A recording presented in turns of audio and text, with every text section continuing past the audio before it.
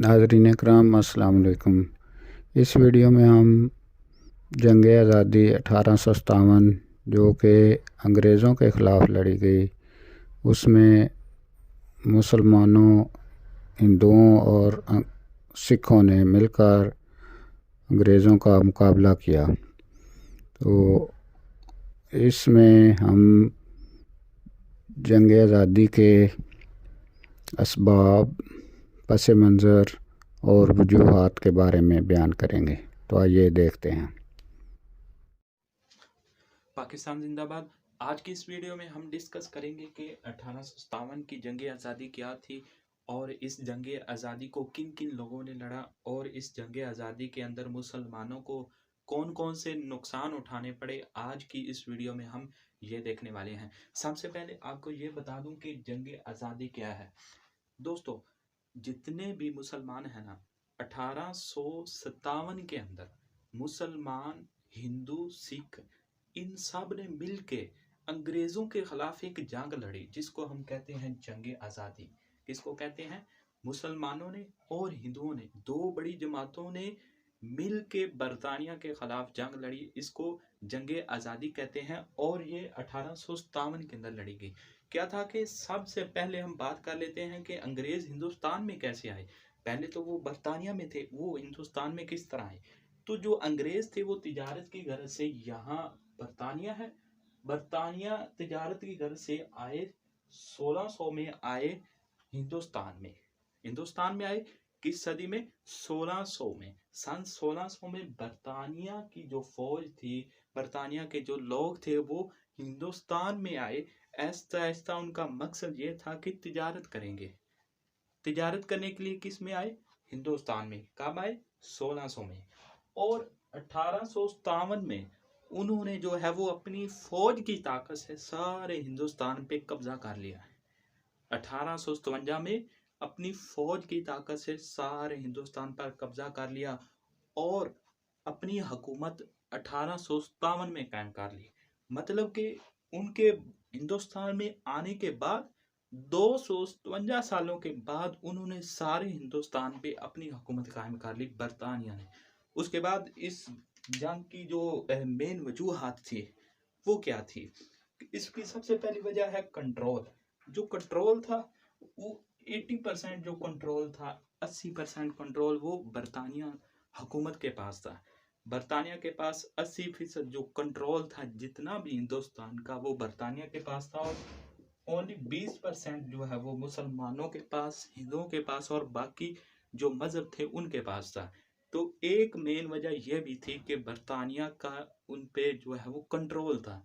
उसके बाद सोशल मसाइल, सोशल रिलीजियस जो, मतलब कि क्या होता था कि बरतानिया की फौज में क्योंकि मुसलमान भी लड़ते थे और हिंदू भी थे, सिख भी थे, ये सारे लोग बरतानिया की फौज में लड़ते थे और इनको एक साथ खाना दिया जाता था। और जो सिख थे उनकी जो शेप कर दी जाती थी और इस तरह के जुल्म किए जाते थे फौजियों पर भी। और इनको एक साथ बरतानिया के लोगों के साथ जो है वो सिपाहियों के साथ इन सब को खाना इकट्ठा दिया जाता था। तो ये एक वजह बनी सोशल रिलीजियस, जिसकी वजह से जंग आज़ादी, फौज के अंदर गद्दारी पैदा हो गई, जिसे बरतानिया वाले गद्दारी कहते थे। हालांकि वो गद्दारी नहीं थी, हमने अपने हक के लिए वो जंग लड़ी थी। और उसके बाद फौज कम थी।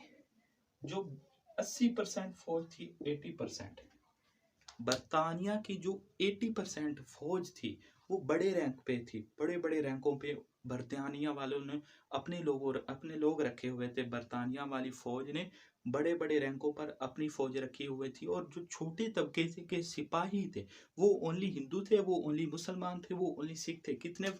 ओनली 20%। ओनली 20% सिर्फ हिंदू, मुसलमान, सिख, ईसाई, ये सारे के सारे जो लो लेवल पे सिपाही के रैंक पे थे। तो ये भी एक वजह बनी क्योंकि उन्होंने जो है वो मुसलमानों को और हिंदुओं को बड़े रैंक नहीं दिए। तो ये एक वजह थी जंग होने की। और उसके बाद इकोनॉमिक वजह बनी। इकोनॉमिक क्या होता है? इकोनॉमिक, पैसा।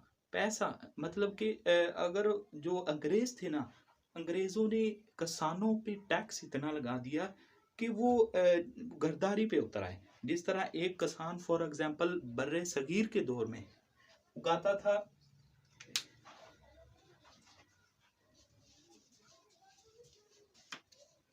एक किसान बर्रे सगीर के दौर में फॉर एग्जांपल किसान 10 बोरियों की प्रोडक्शन करता था बर्रे सगीर के दौर में, तो 10 बोरियों में से 7 उसकी जो बोरी थी किसान की वो टैक्स में चली जाती थी, वो बरतानिया के टैक्स में चली जाती थी। कितनी?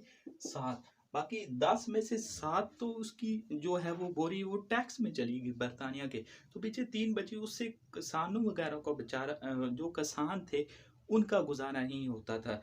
तो ये भी एक वजह बनी जो है वो 1857 की जंग आज़ादी की। तो जो हिंदुस्तान वाले थे वो सोने की चिड़िया कहते थे। क्या कहते थे? हिंदुस्तान को कहते थे कि ये एक सोने की चिड़िया है हिंदुस्तान पूरा का पूरा।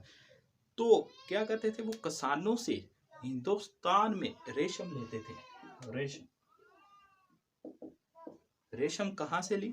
इधर से। हिंदुस्तान, ये हिंदुस्तान है, यहाँ से रेशम खरीदी और रेशम ले जाते थे यूके बरतानिया में, और वहां बरतानिया में रेशम ले जाके वहां उसकी मैन्युफैक्चरिंग करके वहां उसका कपड़ा बना के कहाँ बेचते थे? वापस इधर बेचते थे, टैक्स लगा के हिंदुस्तान में बेचते थे और बड़ी कीमतें लेकर जो है वो लोगों में सेल करते थे। तो ये भी एक बड़ी वजह थी जो 1857 की जंग आज़ादी की। तो ये एक अहम वजूहात थी जो आज हमने डिस्कस की। उसके बाद इस जंग की वजह से मुसलमानों को कौन कौन से नुकसान हुए ये हम अगली वीडियो में देखेंगे।